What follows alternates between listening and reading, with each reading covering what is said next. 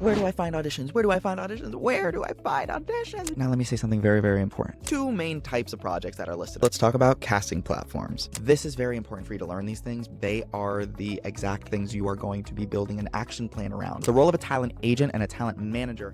If you've ever wondered how to avoid looking like a total newbie as an actor, then this is the crash course video for you. I was never able to find just one video that had all of the information I needed when I was first starting off in my acting career, so I decided to make it for you. This is also the first video in my Actors Essentials series. I'm going to show you step by step exactly what to do so you're not overwhelmed. It is absolutely pouring rain here in LA. I'm looking outside my window and it is just drenched. But I figured it's a perfect time to capitalize on the vibes and get all nice and cozy, snuggled up, grab a warm beverage, and let me teach you the actor vocab you need to know in this industry.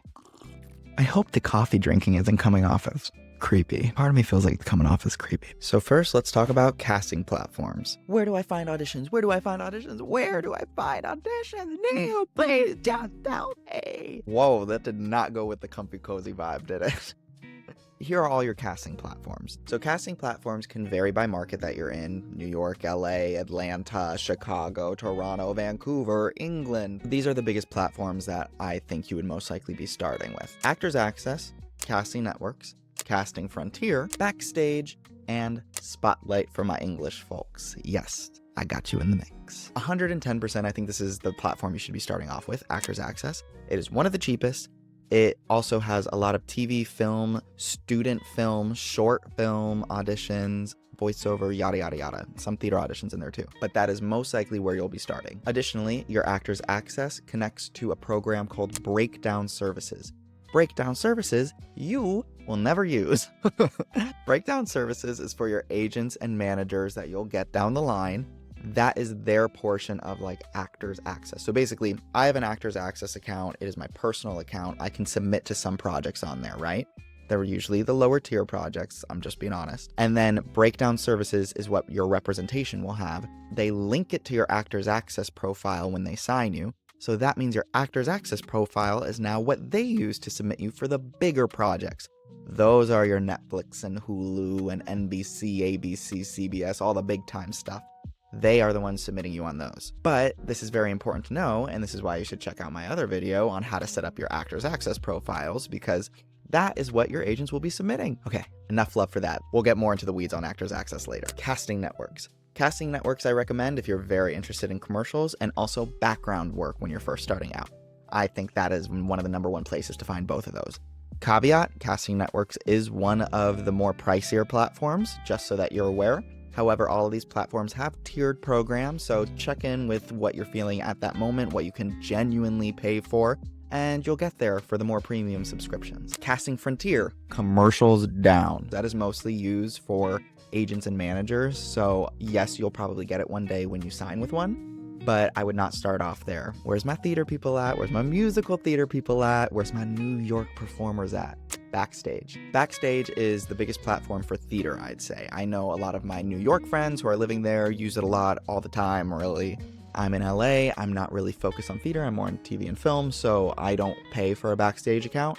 But if that's an interest of yours, you're a New York person, I would say jump on the Backstage train. And then for my friends across the pond, yes, I did not forget about you. Spotlight is what you guys are using most of the time for projects overseas. So I know that's a lot of stuff I just threw at you. Don't go buy every single one. I would say your starter platforms are Actors Access for sure, Casting Networks if you want background and commercial work, and if you are doing theater, and then if you're in New York, Backstage. Also, there's future videos in the series showing you how to set up those profiles, so I'll put the links down below when they are up. So now that you know all those casting platforms, there are basically two main types of projects that are listed on there, and those are non-union projects and union projects. Everyone starts off non-union. I started off non-union, Meryl Streep started off non-union, everybody starts off non-union. Basically, the main differences is that non-union productions are the wild, wild west. They can do whatever they want. There's no rules, protections, you're just figuring it out as you go. For a union set, basically there are protocols and safety things and breaks and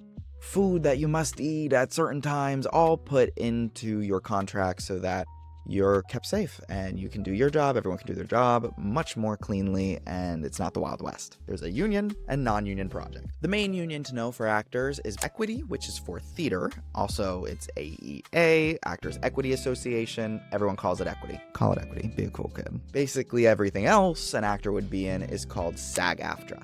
SAG-AFTRA is TV, film, podcasting, voiceover work, commercials, all that jazz. That's under SAG-AFTRA. And those are the two main actor unions. Bonus union moment. Some other unions for creatives include the DGA, which is the Directors Guild Association, the WGA, which is the Writers Guild Association. And also we have Teamsters and IATSE for crew members, yada yada, it goes on. Artists love a union. Hollywood is very pro-union, so I am very supportive of if you want to grow your career and start working on bigger projects, your goal is to become union. Now, after that easy description of union versus non-union, let's get into the very complicated breakdown of what all of the roles are in the different productions, shall we? I need coffee before we do this one.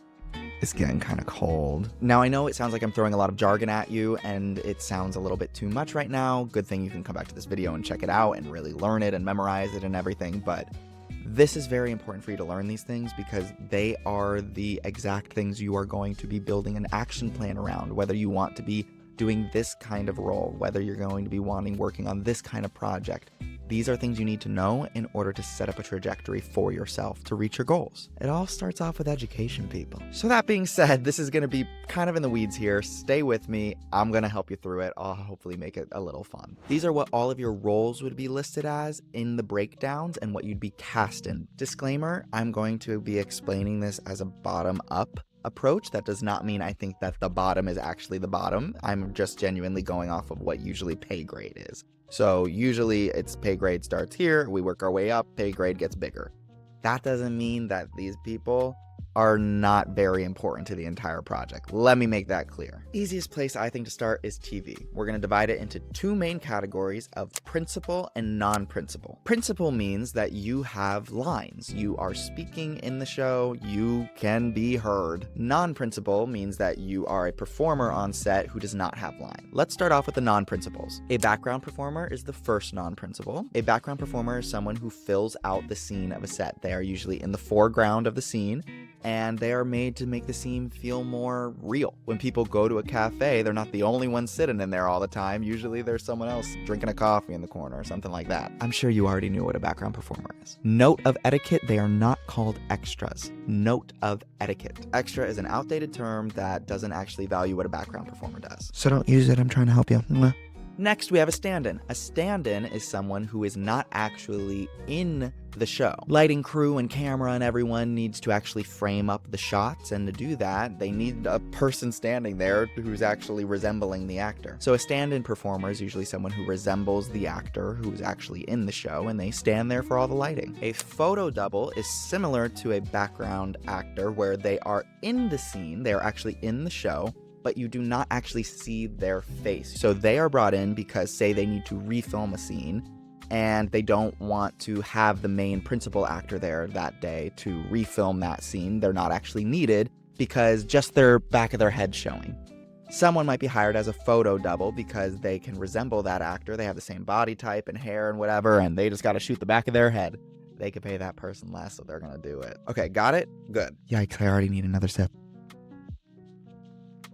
Now onto principal roles. We have a co-star. A co-star I describe as someone with just little lines in a show, basically. I had a co-star in Tell Me Lies. I'll cue up the scene. Hi, do you have On Writing? It's by Stephen King. I know. The earliest we can get it here is Monday. Do you want to order it? Monday, shit. Yeah, I'll just order it now. Thanks. So as you can see there, I only said a couple lines, that's all I did, and I was basically there to move the main character along. Next level up is a recurring co-star. This is a new term. This is basically like you appear in multiple episodes. So if my girl ever has to go back to the library and I'm in another episode, guess who's a recurring co-star? Then after that, we have guest star. A guest star is a larger character that's brought in that has more involvement with the main characters and more involvement with the actual plot of the story. My easiest example for this is that, oh, so-and-so, the main character, has their boyfriend coming in. guest star. Then after that, we have recurring guest star, which is so-and-so's boyfriend is here for the next 3 episodes until they break up and he's gone. And then after that, we have series regular. Series regular is cream of the crop of the television totem pole. It means that you're in all of the episodes and you're the main character. Let's move on to film. Very similar to TV. So once again, in film, we have non-principal performers, a background stand-in photo double, but your principal roles change. So instead of having co-star, guest star, series regular, we have supporting actor and we have lead actor. That's it. I think it's so weird. Like, I feel like there should be more categories, but that's just how they do it. Now we jump over to theater, and our principal performers there are once again defined as people with speaking lines. We have a lead actor who is the lead actor of the show. We have then a supporting actors who they are characters in the show that support the lead's story. Then we have ensemble, which are the group of actors there to move the story along and make sure that the main character gets to the end of the plot. Bonus roles. An understudy in theater is one of the actors that goes on for a named principal character. And then we have a swing. God love them. A swing has to learn multiple people's tracks and has to be able to jump in for their performance at any time. So you could be a swing for maybe 5 people in that cast, and any single one of them call out because they're sick or something. You gotta jump in, so it's an intense job. And the last section I'm gonna do for this is commercials. Exception to the rule alert. A principal is not defined the same way in commercials as it is in everything else. A principal does not have to be a speaking role in a commercial. It just has to be an actor who is recognizable. Like, whatever that means, am I right? What they're trying to say is, if you're just able to see someone and know it's them, know it by their face usually, then you are considered a principal. A good example of this are like drug prescription ads where someone throws a frisbee and plays with their dog and they're just talking about some random drug and that's just what the person's doing. But you can recognize the person because you're seeing them do these actions. That's a principal performer for the commercial. And the other performers for commercials are background performers. Just like TV and film, the background performers fill in the background. Whew, anyone else sweating after that? I know I am. Somehow the rainy chill has left and I am just hot. Comment down below if those positions made sense to you. It's one of the hardest things to explain if I'm being honest, so I'm trying my best here. But if you have questions about it, please let me know. If you don't have questions about it, please also let me know because that means I did a good job and sometimes I need reinforcement. For those who stuck around with me, please do a 7th inning stretch. I'm very proud of you. You've done very well for yourself. You're going to be so informed as an actor. Yeah, you're killing it. Here are a couple quick roles that I just want you to know.